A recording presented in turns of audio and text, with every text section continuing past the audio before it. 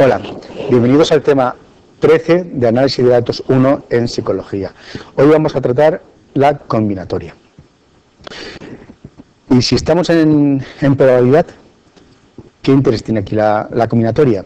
Para poder entender el interés, la importancia de este tema, hay que retrotraerse a la definición de Laplace sobre probabilidad. Ya vimos en el tema anterior que habían tres definiciones para tratar de formalizar el concepto de probabilidad.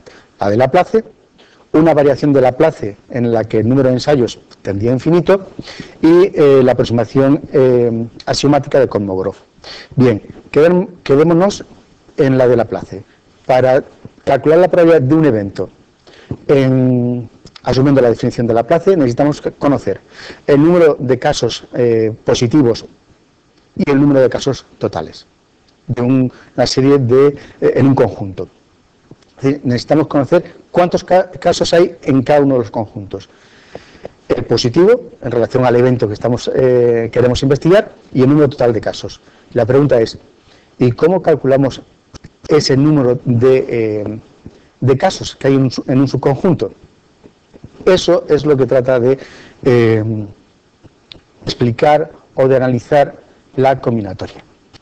Y por ello es por lo que tenemos que estudiarla. En casos sencillos no va a haber ningún problema, porque en casos sencillos un dado que lo tiremos, sabemos que hay 6 casos. Entonces, el contar el número de casos en ejemplos sencillos no nos pone demasiada dificultad. Pero eso no sucede cuando el tamaño del conjunto es muy grande o desconocido. Entonces la combinatoria nos da una serie de reglas sencillas para tratar de determinar el número de elementos de un conjunto. Y eso es a lo que vamos a dedicar el tema. Por consiguiente, la combinatoria lo que estudia son las diferentes formas en que vamos a agrupar y combinar un conjunto de elementos. Y no pierdan de vista que queremos determinar cuántas formas posibles existen de combinar una serie de elementos, porque queremos hallar el número de elementos de un subconjunto que nos interesa, de un evento, que puede ser un evento complejo, para calcular posteriormente la probabilidad de ese evento. Por lo tanto, necesitamos saber cuántos elementos hay en un subconjunto. Como hemos dicho entonces, la combinatoria nos va a resultar útil básicamente para calcular probabilidades mediante la regla de Laplace. Si quisiéramos calcular probabilidades mediante la definición experimental de tender el número de ensayos a infinito, no utilizaríamos directamente la regla de Laplace, sino un experimento. Pero aquí vamos a utilizar la regla de Laplace y por ello vamos a necesitar la combinatoria. Bien, aunque parezca algo sencillo, necesitamos conocer qué es el número de elementos de un conjunto. El número de elementos de un conjunto, algo tan elemental, se llama el cardinal de ese conjunto. En la pantalla podemos ver que tenemos un espacio muestral E, que abarcaría una serie de elementos, y dentro de ese espacio muestral tenemos un subconjunto A. El cardinal de A nos va a determinar el número de elementos de ese subconjunto. En este caso hemos representado simplemente el número 6, con lo cual contar algo tan sencillo es simplemente una aplicación de un conjunto de un subgrupo, de un espacio muestral E a un número. Es una aplicación que hace corresponder a cada subconjunto de un conjunto un valor numérico entero, que nos indica el número de elementos de ese conjunto. Una vez que sabemos de forma un poquito precisa como una aplicación entre un subconjunto y el conjunto de los números naturales, una vez que sabemos qué es contar, vamos a determinar cuántos métodos existen para determinar el número de elementos de ese subconjunto. Y básicamente tenemos dos.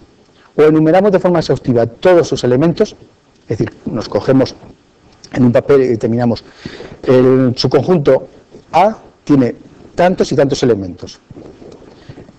Y determinamos de forma explícita cuáles son esos elementos, los hemos enumerado de forma exhaustiva, o en el caso de que los elementos sean los conjuntos o los subconjuntos sean demasiado grandes, deberemos utilizar la combinatoria simplemente porque la eliminación exhaustiva nos sería demasiado costosa o incluso imposible.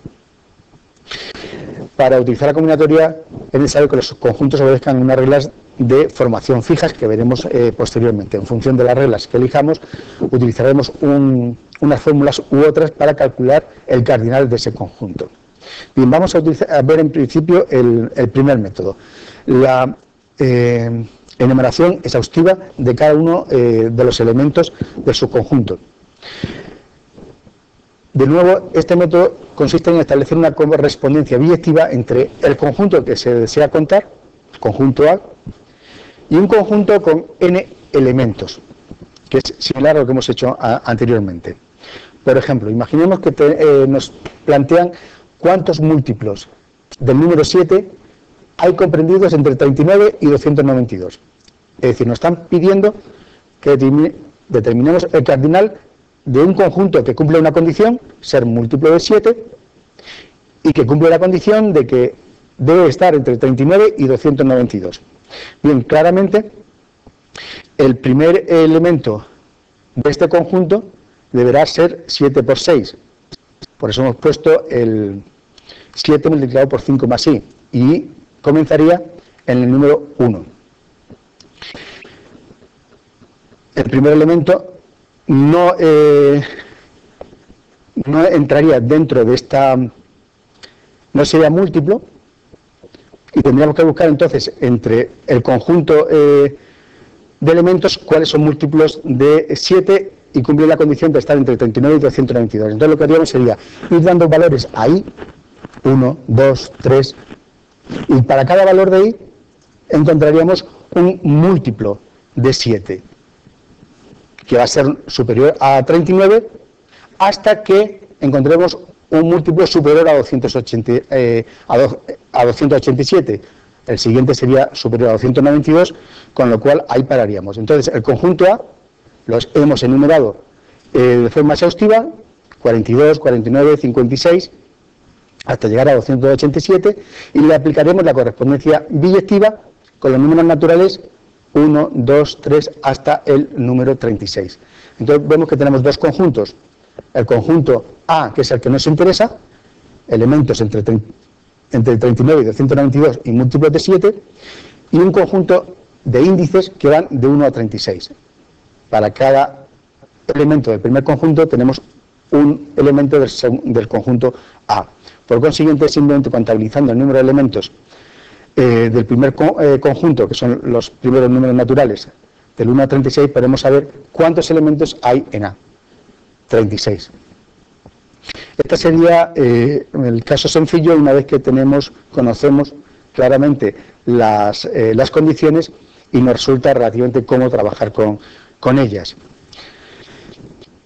Y estaríamos utilizando la enumeración exhaustiva. En los casos más simples, esta es muy rápida, incluso si nos liamos con las fórmulas y vemos que el conjunto A tiene un número de elementos relativamente pequeño, podemos utilizarla, y si no nos equivocamos a la hora de cumplir las condiciones que nos han impuesto, es la más sencilla, es lo que algunos llaman la regla de la cuenta vieja. Pero la mayor parte de las veces no vamos a poder hacerlo así.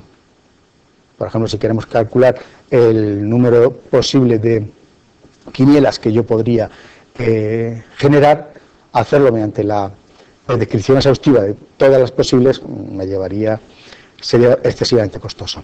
Entonces, para ello vamos a utilizar la combinatoria, es decir, el segundo método, un procedimiento constructivo que básicamente consiste en recorrer mentalmente los pasos a seguir para formar todos los elementos del conjunto.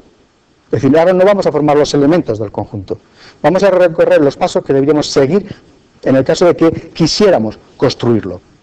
Y vamos a notar las alternativas que pueden elegirse en cada uno de estos pasos. Es decir, vamos a tener una serie de conjuntos en cada uno de los pasos. Cada uno de esos subconjuntos que hemos denotado aquí como primer subconjunto a sub 1, segundo subconjunto a sub 2, hasta llegar al último a sub k, van a tener una serie de elementos, n sub 1, n sub 2, n sub k. Bien, el producto cartesiano de estos elementos va a tener un número de elementos que va a ser el producto de los n. y nos va a dar por consiguiente el tamaño total del subconjunto que queremos hallar. Como regla de construcción, en este método conviene comenzar la construcción por las casillas que estén sometidas a mayor número de restricciones. Veamos un ejemplo. Supongamos que nos piden cuántos números de 3 cifras mayores que 500 y además que sean pares se pueden escribir con los dígitos 2, 3, 4, 5 y 6. Bien. ¿Qué haríamos en este caso? Yo me iría entonces a mi cuadernillo de notas y diría, bueno, nos están pidiendo números de 3 cifras. Bien. Reservo una especie de cuadrícula para la primera cifra, una para la segunda cifra y otra para la tercera cifra. Nos piden números de 3 cifras, primer dígito, segundo y tercero. Bien, esa es la primera condición. Segunda condición, que sean mayores de 500. Eso quiere, y nos han dado que podemos utilizar los dígitos 2, 3, 4, 5 y 6. Bien, pues añadimos aquí que una condición es que los dígitos pueden ser 2, 3, 4, 5 y 6. ¿Qué otra condición teníamos? Que los números de 3 cifras sean superiores a 500. Por lo tanto, el número inferior tendrá que ser como mínimo 500 y el superior 999. Ya tenemos fijadas 2 cotas para el número mínimo y el número máximo. Y además nos piden que sean pares. Bien, observamos en primer lugar que el primer dígito puede empezar con el número 2. Si empezara con el número 2, tendríamos, por ejemplo, el 234, el 235, pero ese 234 y 35 no cumplirían la condición de superior a 500, con lo cual, obviamente, no pueden comenzar con el número 2. Lo tachamos. Utilizaremos el rojo para tacharlo. ¿Pueden comenzar con el número 3? Tampoco, por la misma razón que antes. Porque tendríamos números que empezarían con 3, estarían en el margen de 300 a 399 como máximo y no cumplirían la condición de que fuesen superiores a 500. ¿Podrían comenzar con 4? Tampoco. Solamente podrían comenzar con 5 o con 6. Entonces aquí, en el primer elemento, puede comenzar con el 5 o el 6. Tenemos por consiguiente solamente un número de elementos entre los que podemos elegir para la primera posición de 2. Es el n-1 del que habíamos hablado anteriormente. Bien. Para el segundo dígito, ¿cuántos podría poner aquí? Bien, en principio no parece que se pueda aplicar ninguna de las restricciones al segundo dígito, con lo cual el conjunto de elementos que pueden incluirse en la segunda posición podrían ser cualquiera de los 5 permitidos, es decir, el 2, el 3, el 4, el 5 y el 6. El número de elementos, por consiguiente, que tenemos en este segundo subconjunto es de 5. ¿Y qué elementos podemos escoger para el tercer dígito? Tienen que ser pares. Es decir, si yo aquí pusiera el 3, podría obtener, por ejemplo, el 523, pero el 523 no cumple la condición de ser par. Entonces, sí es importante que en la tercera posición solamente puedo incluir dentro de los dígitos admitidos aquellos que terminen en un número par. ¿Y de esos cuántos tenemos? Pues tenemos el 2, tenemos el 4 y tenemos el 6. En total tenemos 3 elementos en el segundo subconjunto. Es decir, que el primero lo podemos escoger de 2 formas, n-1 igual a 2, el segundo dígito lo podemos escoger con 5 formas, de 5 formas posibles, n-2 igual a 5, y el tercer dígito lo podemos escoger de 3 formas distintas. Por consiguiente, aplicando la regla anterior, tendríamos que multiplicar los números 2, 5 y 3, que se corresponden con los cardinales de los tres, de las tres posiciones, para calcular el número de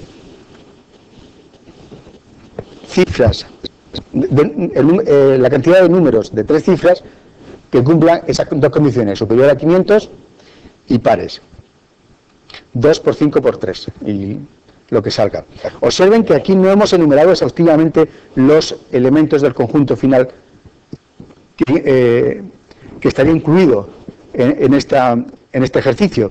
Hemos enumerado los pasos mentales que nos llevarían a construirlo, no el conjunto en sí. No hemos enumerado los elementos, porque nos sería bastante costoso. Hemos enumerado los pasos mentalmente que nos llevarían a la construcción de ese conjunto.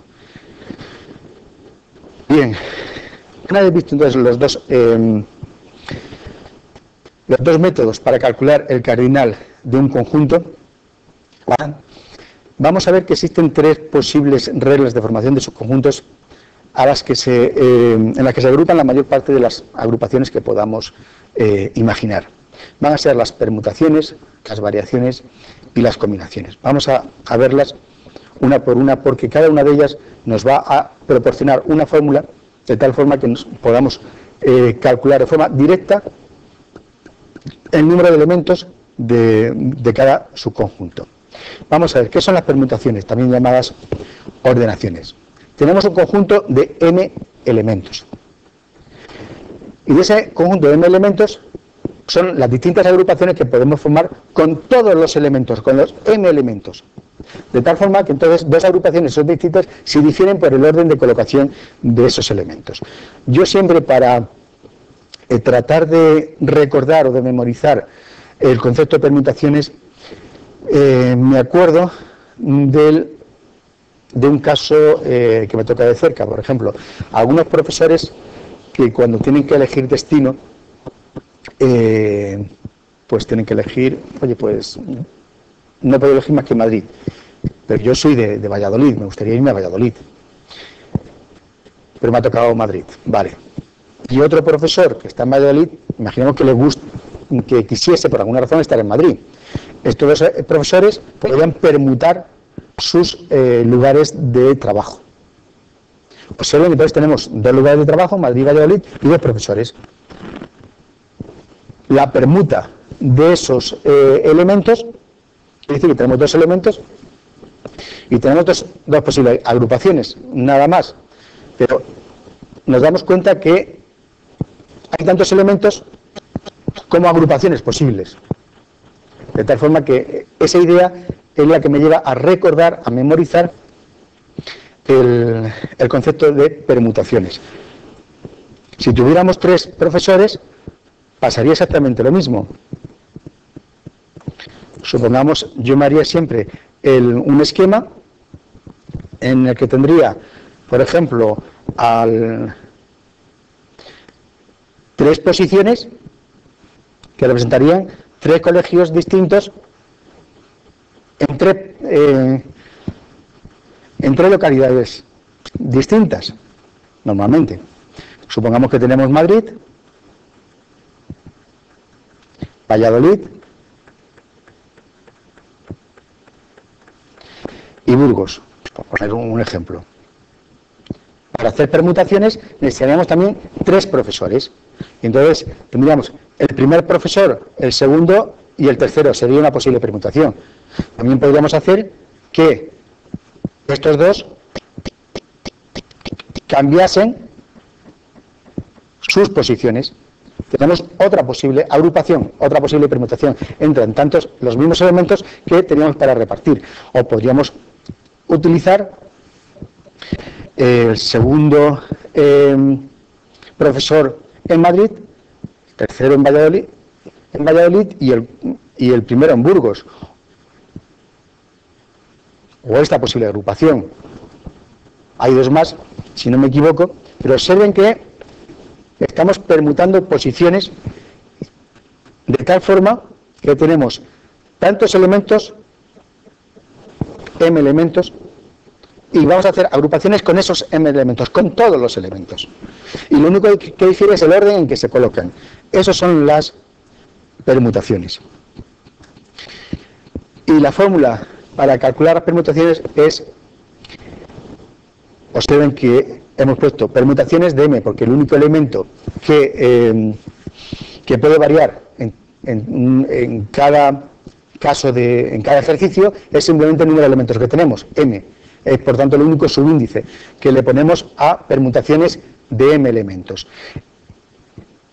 Y se puede calcular simplemente calculando el factorial de m. Recuerden que el factorial de m, expresado mediante el símbolo de exclamación, m factorial, m exclamación, es el producto de m por m-1 por m-2 hasta llegar, m-3, m-4, hasta llegar a la unidad. El producto de todos los elementos iguales e inferiores a m. Eso nos daría el número de agrupaciones posibles. Bien, en el caso anterior, los sujetos no se pueden repetir. Es decir, claramente, en el caso de los profesores que veíamos antiguamente, en el ejemplo anterior, yo no puedo repetir, yo no puedo hacer que el primer profesor esté tanto en Madrid como en Valladolid. Es obviamente imposible. Pero imaginemos situaciones en donde sí se puedan repetir, en donde estén los objetos se ordenan. En este caso pueden no ser todos distintos. En este caso no se consideran ordenaciones diferentes las que se obtienen al permutar dos objetos iguales entre sí. Esta es la definición teórica. Si lo vemos con un ejemplo, estará muy claro. Supongamos que 5 amigos han ido a tomarse unas cañas y bueno, 3 de ellos han pedido cafés y 2 de ellos han pedido cervezas. La pregunta es, ¿de cuántas maneras pueden consumirse esas 5 bebidas, los 3 cafés y las 2 cervezas? Bien, pues en primer lugar, si los cafés fuesen diferentes, el primer amigo pidiese un café solo, el segundo un café cortado y el tercero un café con leche, observen que estaríamos estableciendo diferencias entre los 3 tipos de café. El primer, el segundo y el tercer tipo de café serían distintos, no son iguales. Y supongamos que también las cervezas fuesen distintas, una Mao y una Budweiser. En este caso tendríamos permutaciones, sin más, porque los 3 cafés y las 2 cervezas las hemos diferenciado de alguna forma. Entonces tendríamos 5 factorial, 120 agrupaciones posibles. Bien, esta es la posibilidad si diferenciamos los elementos. ¿Y qué pasa si no los diferenciamos? Si consideramos los 3 cafés como idénticos entre sí, eso quiere decir que los 120 resultados posibles de las permutaciones los agruparíamos en 6 conjuntos, es decir, 3 factorial. Entre esos 2 conjuntos no habrían diferencias entre ellos, con lo cual nos quedarían 20 agrupaciones posibles si no diferenciamos entre los cafés. Además, si tampoco diferenciamos entre las cervezas, dividiríamos las 20 agrupaciones anteriores por el número de cervezas, que son 2. Por consiguiente, tendríamos 10 agrupaciones diferentes si no diferenciamos entre cafés y cervezas. Observen que es una permutación porque tenemos 5 elementos y los vamos a agrupar de 5, introduciendo los 5 en cada agrupación. Eso es lo que diferencia las permutaciones. El número de elementos es igual al número de elementos de cada agrupación. Sin embargo, si no las repetimos, hablaremos de permutaciones, y si podemos repetir, si hay elementos repetidos, hablaremos de permutaciones con repetición. En este caso, la fórmula, que la tiene también en el formulario, sería el cociente entre n factorial, que serían las permutaciones que hemos visto anteriormente, en este caso serían 120, partido por el producto entre el número de objetos idénticos que podemos repetir en los primeros objetos, en el segundo grupo, en el tercero, si hubieran más, etcétera. Es lo que hemos hecho anteriormente. N factorial nos salía 120, partido por 3 factorial, que representaban a los 3 elementos, los 3 cafés, por 2 factorial, que representaría a las 2 cervezas. El producto 3 factorial por 2 factorial representaría el denominador, y en el numerador tendríamos las permutaciones. Y esto nos daría, por consiguiente, las permutaciones con repetición de 5 elementos. Entonces, estos serían los 2 casos de permutaciones. Si no nos dicen nada, son permutaciones sin repetición. Si nos dicen algo, serían permutaciones con repetición. O bien, el ejemplo concreto nos indicaría si se van a establecer diferencias entre los subelementos de M o no se van a establecer diferencias. Es decir, el enunciado del problema nos tendría que decir si entre los cafés se van a hacer diferencias o no, o entre las cervezas se van a hacer diferencias o no. Bien, vayamos ahora al caso en el que tenemos M elementos y las agrupaciones que queremos hacer tienen un número de elementos inferior a M. Entonces ya tenemos o bien variaciones o bien combinaciones. Ya no son permutaciones.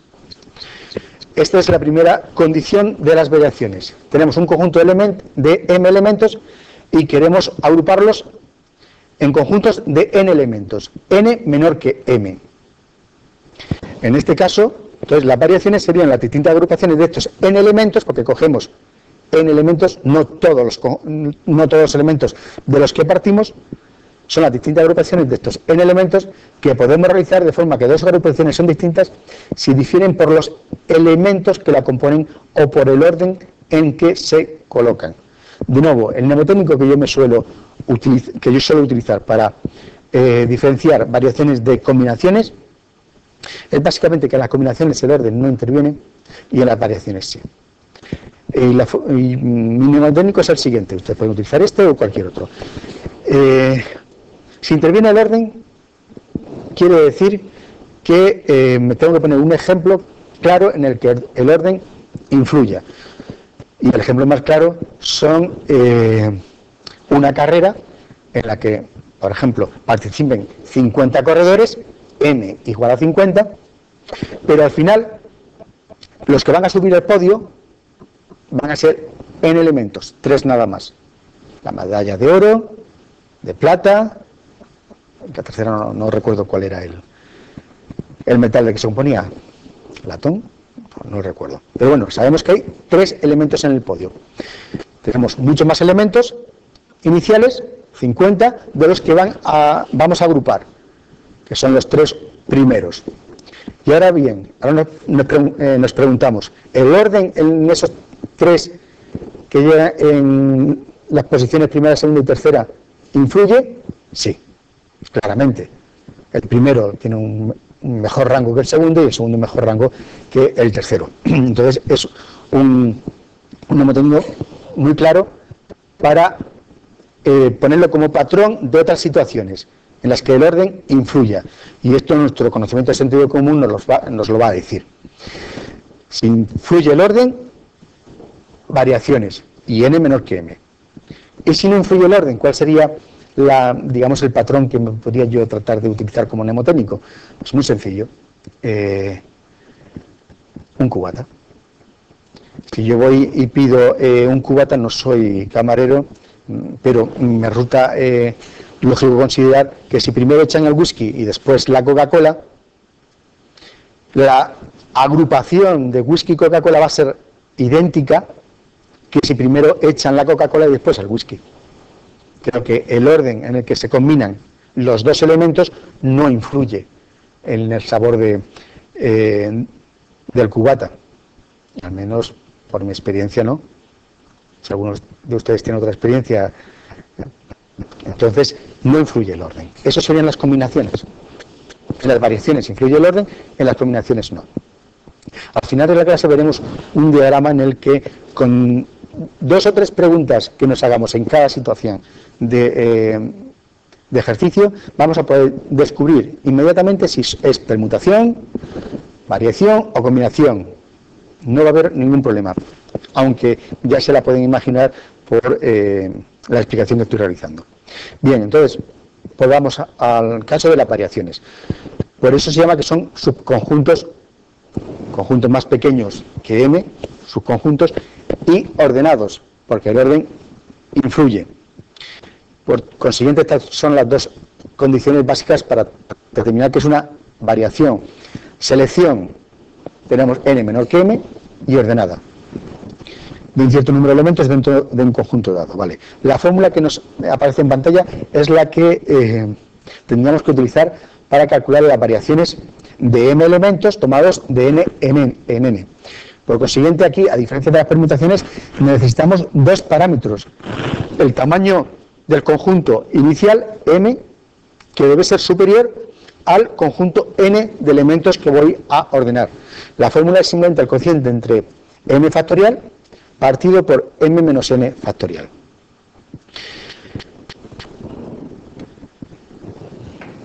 Ejemplo.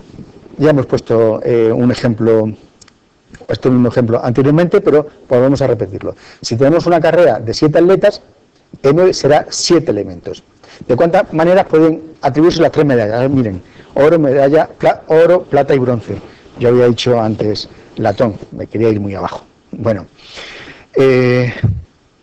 básicamente, si nos hacemos el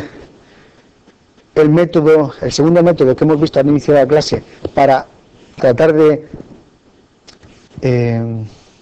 obtener sentido, encontrar sentido a la fórmula que hemos visto anteriormente, observen lo que haríamos en este caso.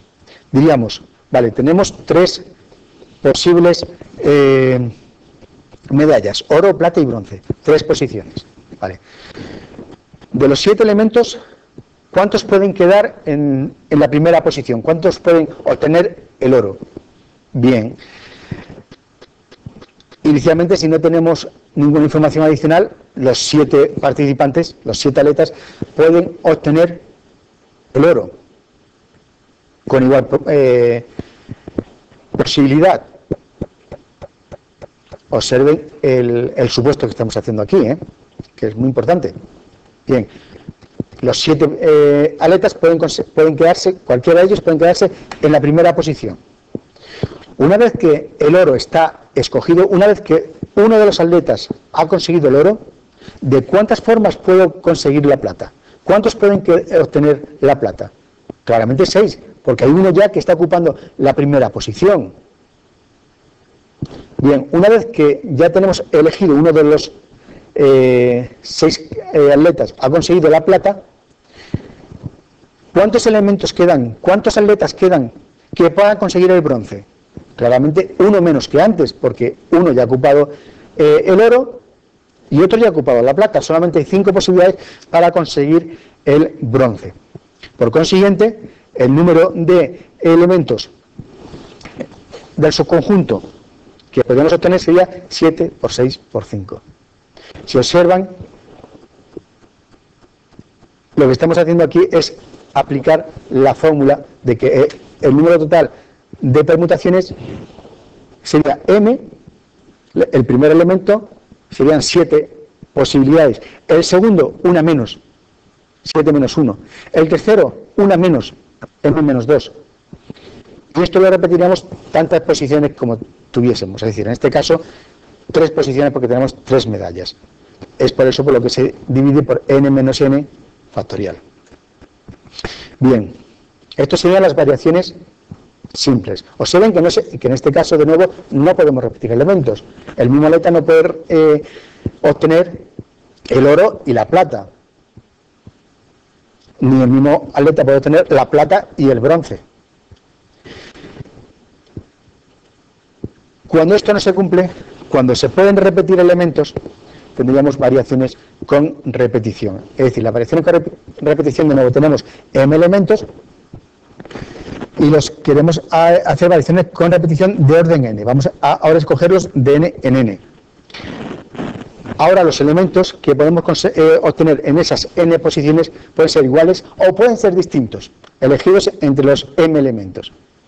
Y vamos a considerar que dos agrupaciones son distintas si difieren en algún elemento o en el orden de colocación de los mismos. En este caso, el número total de elementos va a ser el producto cartesiano de C por C. Si tenemos 3 posiciones, Esto en el ejemplo del texto viene muy bien para indicar qué son las variaciones con repetición. En la página 385 nos dicen, si tenemos un conjunto de 3 elementos, el conjunto está en la página 385, el primer ejercicio que tenemos. Supongamos que tenemos 3 elementos. El conjunto formado por los elementos E, B y M. Normalmente a los conjuntos se les debería, a los elementos del conjunto se les debería separar por una coma. En este caso no lo han hecho. En el conjunto C tenemos 3 elementos. Si queremos hacer variaciones de 2 elementos, observen, n valdría 2 y m valdría 3, por lo tanto se cumple una de las condiciones para que sean variaciones, y además nos dicen que podemos repetir elementos. Por ello, observen que el EE sería una variación posible, porque nos han dicho que se pueden repetir, el BB sería otra variación posible y el MM sería otra. Si se pueden repetir los elementos, tendríamos variaciones con repetición, y el número de elementos totales vendría dado por, en este caso, el número de elementos del producto cartesiano de estos elementos. En este caso, 3 por 3, 9. Si lo queremos hacer en casos más complicados, simplemente tendríamos que calcular m elevado a n.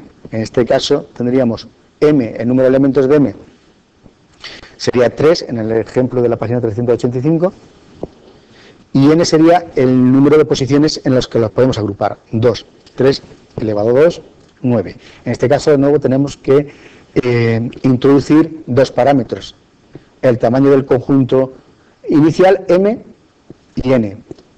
N tiene que ser menor que m. Y para indicar que son variaciones con repetición, ponemos las dos iniciales VR, variaciones V con repetición R. Entonces, en este caso, tenemos que determinar si hemos dicho que el orden influye, por eso es una variación, pero aquí se podrían repetir elementos, variaciones con repetición. Y el último patrón que nos podemos encontrar son las combinaciones. Como hemos dicho antes, en las combinaciones el orden no importa. Tenemos un cubata y da igual que nos echen primero alcohol y después Coca-Cola, que primero Coca-Cola y después alcohol. Ese sería el mnemotécnico. En las combinaciones el orden no influye, pero las condiciones anteriores con respecto a m, la relación entre el número de elementos m y n, sí se tiene que cumplir. Es decir, de nuevo tenemos que el conjunto inicial de elementos m tiene que ser superior al número de elementos que vamos a tomar en cada agrupación. Por consiguiente, se definen como las distintas agrupaciones de n elementos que podemos realizar, de modo que 2 agrupaciones van a ser distintas si se distinguen únicamente por uno o más elementos que la componen. El orden no importa.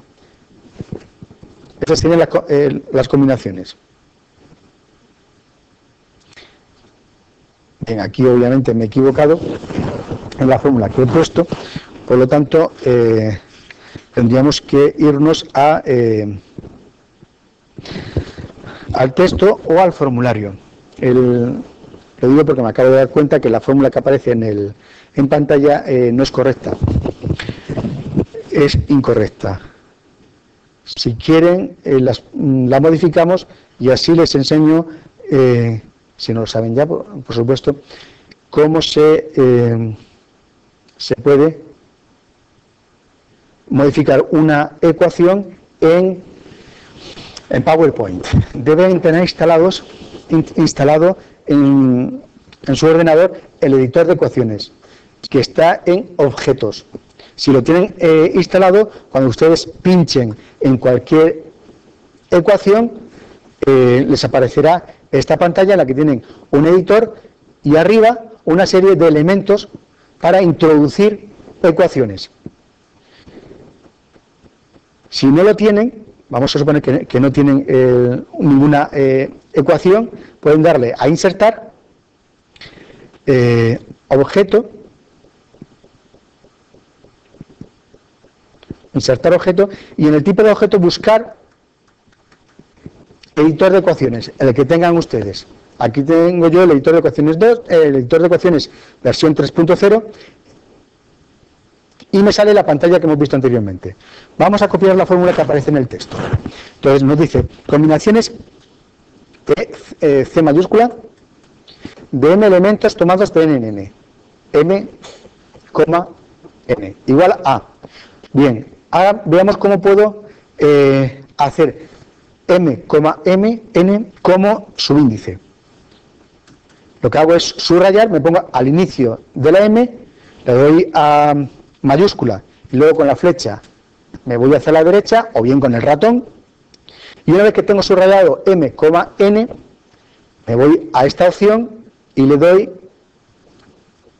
a poner en subíndice. Y observen ahora que tengo combinaciones de m de n elementos. Ahora quiero, copiando la fórmula del libro, poner un cociente. Me voy a esta opción y ya tengo un cociente. Ahora, m factorial, pues introduzco m y exclamación. Con el ratón ahora pincho en el denominador y le pongo n factorial. Para poner paréntesis, utilizo también el comando adecuado, m menos n factorial.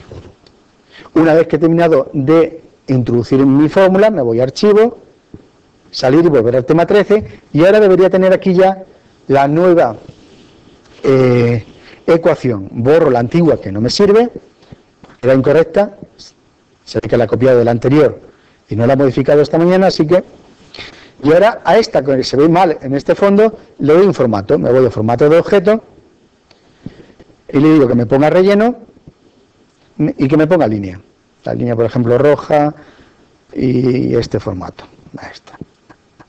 Bien, ya está. Salvo para guardar, si acaso hay algún problema. Y esta es la fórmula que tienen en el formulario para calcular el número de combinaciones de m elementos tomados de n en n. Y de nuevo tenemos lo mismo que antes. ¿Qué pasa si podemos hacer repeticiones en un conjunto de m elementos? Bien, en este caso los elementos pueden ser iguales o distintos y diremos que dos combinaciones son distintas cuando se distinguen por la naturaleza de alguno de los elementos que la componen. Antes de ir, es decir, es lo mismo que si habláramos o nos indican en el enunciado del ejercicio que estamos haciendo un reparto. Se produce en situaciones donde hay que repartir R objetos en N grupos. Mientras que el mnemotécnico anterior de la Coca-Cola y el whisky venía bien para agrupaciones sin repetición, en este caso el mnemotécnico sería, tenemos R objetos y queremos repartirlos en N grupos. Tenemos NR regalos y los queremos agrupar en función de mi familia y la de mi mujer, por ejemplo. Bien, tendríamos R regalos, N grupos. ¿Cuántas agrupaciones posibles podrían generarse? Esta sería la fórmula que podemos aplicar. Es un poquito más complicada que las anteriores, pero siempre los ejemplos vienen mejor para la explicación. Supongamos que queremos repartir 7 bolas en 5 urnas. 7 serían los elementos, lo que queremos repartir. Nos da igual, en este caso, la identidad de las bolas, por eso lo hemos representado con círculos blancos. Y tenemos 5 urnas. Y nadie nos está diciendo, observen, que tenemos que hacer un reparto equitativo. Entonces, el reparto que queramos. Tenemos 5 urnas, 7 bolas. Podríamos, por ejemplo, repartirlas todo en una urna y nada en las 4 restantes. Es un reparto. En este caso son combinaciones con repetición. En este caso he representado las urnas por pares de barras. Tendríamos 1, 2, 3, 4 y 5. 5 pares de barras serían las 5 urnas, como si las hubiéramos puesto juntas. Y esta, la que ven en pantalla, sería una posible agrupación o combinación con repetición, tendríamos que en la primera urna no hay ninguna bola, en la segunda urna hay una bola, en la tercera urna hay 2 bolas, en la cuarta urna hay 3 bolas y en la quinta hay una única bola. Por lo tanto, necesitaríamos n más r más un símbolo para tener una representación gráfica adecuada al caso. La n más r más 1 significarían las 7 bolas más las 5 urnas más 1. Si observamos, si simplemente contamos el número de símbolos, tendríamos 1, 2, 3, 4, 5 y 6 símbolos, uno más para representar las urnas y 7 símbolos para representar a las bolas. Por eso necesitamos 7 símbolos, uno más que la suma de bolas y urnas para representar las urnas. 2 de ellos los tenemos que poner en posición fija, el primero y el último. La primera y la última barra no podemos quitarlas en nuestra representación. Y por lo tanto, los restantes elementos, que son n más r menos un elemento, pueden aparecer en un orden arbitrario. Esto es la forma gráfica de representar combinaciones con repetición. Si lo hiciéramos paso a paso, este sistema con todas las posibles combinaciones, encontraríamos que nos daría el mismo número de agrupaciones posibles que esta fórmula. La fórmula nos indica que en el numerador pondríamos m más n menos 1 factorial y en el denominador el producto de n factorial por m menos 1 factorial. Desde mi punto de vista, como las fórmulas las tienen en el formulario, lo más importante es identificar el tipo de objeto, el tipo de situación que nos presentan en un ejercicio, las restricciones que por sentido común o explícitas en el enunciado tenemos que cumplir y determinar si se trata de permutaciones, variaciones o combinaciones. Y en función de un tipo u otro, si hay repetición, si nos está permitido o no nos está permitido. Y en función de ello, aplicar una fórmula u otra, elegir en el formulario la fórmula adecuada.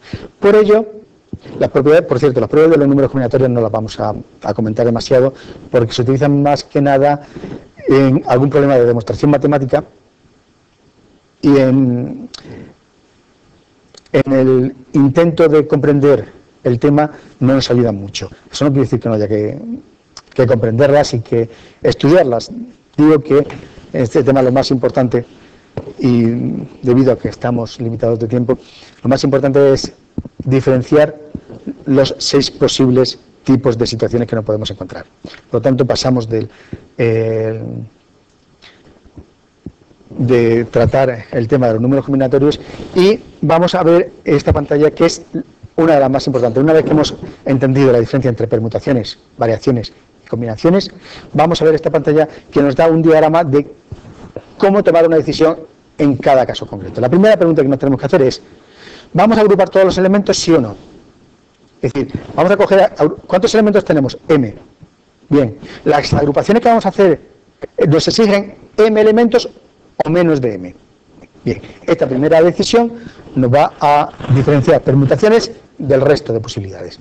Si la respuesta A, hay que agrupar todos los elementos, es positiva, sabemos que estamos en permutaciones. Y ahora, simplemente nos tenemos que preguntar, ¿existen elementos repetidos? Si podemos utilizar elementos repetidos, serían permutaciones con repetición, y si no, serían permutaciones simples. Bien, imaginemos ahora que a la primera pregunta de ¿hay que agrupar todos los elementos?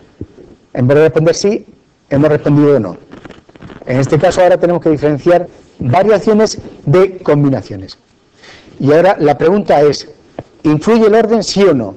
Es decir, nos pondríamos un ejemplo simple y nos preguntaríamos, la agrupación ABC, en este ejemplo concreto que nos están poniendo en un ejercicio, la agrupación ABC es la misma que la CAB, es decir, nos estamos planteando, ¿influye el orden?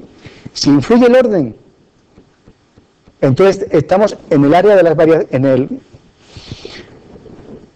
Sí, en el área, en el tópico de las variaciones. Si no influye el orden, son combinaciones. Recuerden la diferencia entre los atletas y las medallas, en donde el orden era importante, lo mismo conseguir el oro que la plata, y el ejemplo de los cubatas, en donde el orden no interviene. Por lo tanto, hoy podríamos diferenciar variaciones de combinaciones. Y una vez introducido en cualquiera de esas dos ramas de nuestro árbol de decisión, nos plantearíamos, vale, y ahora, ¿existen elementos repetidos, sí o no? Entonces, en la respuesta a esa pregunta nos podría diferenciar si son variaciones con repetición o variaciones simples, o combinaciones con repetición o combinaciones simples. Siguiendo este algoritmo, yo creo que no habría ningún problema en encontrar la fórmula adecuada para determinar el número de agrupaciones posibles en cada caso. Muy bien, y esto sería el tema de la combinatoria. Y ahora estarán ustedes pensando que este curso, en este segundo parcial, se está poniendo cada vez más difícil, con este lío de permutaciones, variaciones, combinaciones. Bien, pues en este momento de promesas electorales, yo también voy a hacer una promesa electoral para animarles a proseguir. ¿De acuerdo? Mi propuesta es que propongo que para tener relaciones sexuales se exija previamente cursar estadística o algún curso de estadística. ¿Por qué? Pues porque de esa forma dejaremos de tener problemas en el control de nacimientos, en la tasa de natalidad, etcétera.